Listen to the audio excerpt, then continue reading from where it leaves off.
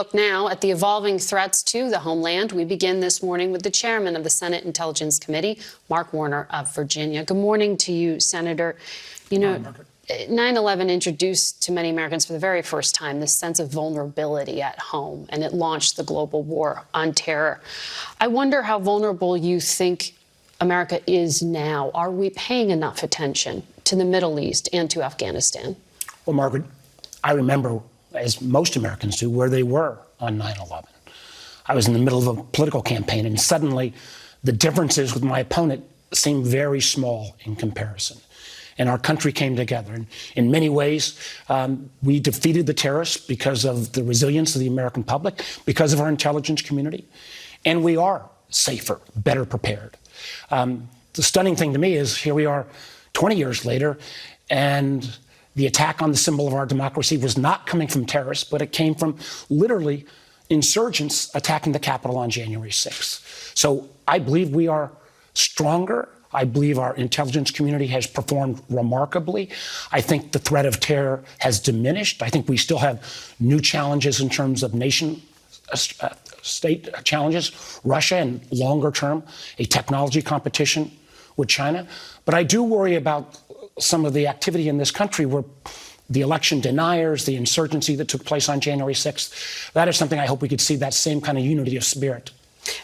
As you're pointing out, America came together after 9/11, and we are incredibly divided right now. One thing that is potentially quite explosive is this ongoing investigation of by the Justice Department of the former president and his handling of classified information. You've asked for a briefing from the intelligence community.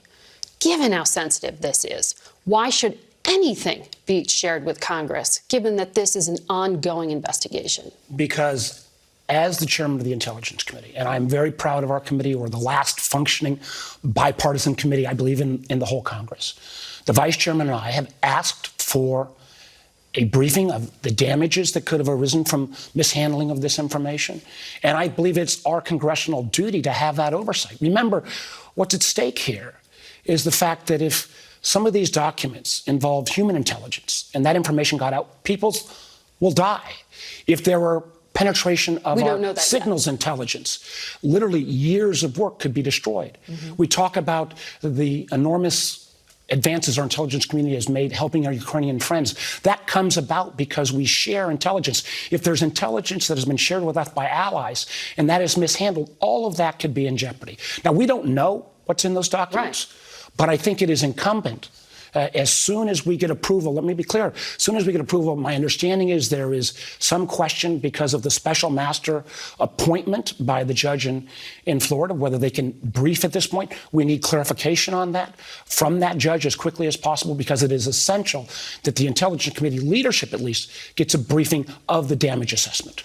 But that damage assessment, it has been paused, as has the classification review, and it will take some time. So, I'm assuming in your answer there, you're saying there have been no promises of a briefing to be scheduled. Is that right? I believe we will get a briefing as soon as there is clarification whether this can be performed or not in light of the ruling of the judge in Florida.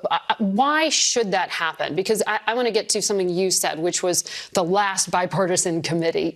You and Marco Rubio, your partner in this request for a briefing, put forth this letter asking for the damage assessment. But lately, your colleague's been making some comments that don't sound quite as bipartisan. He's compared the Justice Department to corrupt regimes in Latin America when it comes to this investigation. He's accused DOJ of leaking sensitive details. And he said the only reason to leak it is to create a narrative for political purpose. When information gets shared with Congress, as you know, the accusation is it will get leaked. So, A, it looks like you're losing that partisanship. And B, if you brief Congress, isn't it going to leak further and worsen? The record of our Intelligence Committee of keeping secret, that's why the Intelligence Committee shares information with us. We remember, this was the committee bipartisan that did the Russia investigation. But you know that your oversight capability, many would argue, including former heads of counterintelligence, the FBI, the line is drawn when it's an active investigation. They don't owe you a briefing. I do not want any kind of insight into an active investigation by the Justice Department. I do want the damage assessment of what would happen to our ability to protect the nation. Here we are 21 years after 9/11. If classified secrets, top secret secrets, are somehow mishandled, I pointed out earlier, people could die, sources of intelligence could disappear, the willingness of our allies to share intelligence could be undermined.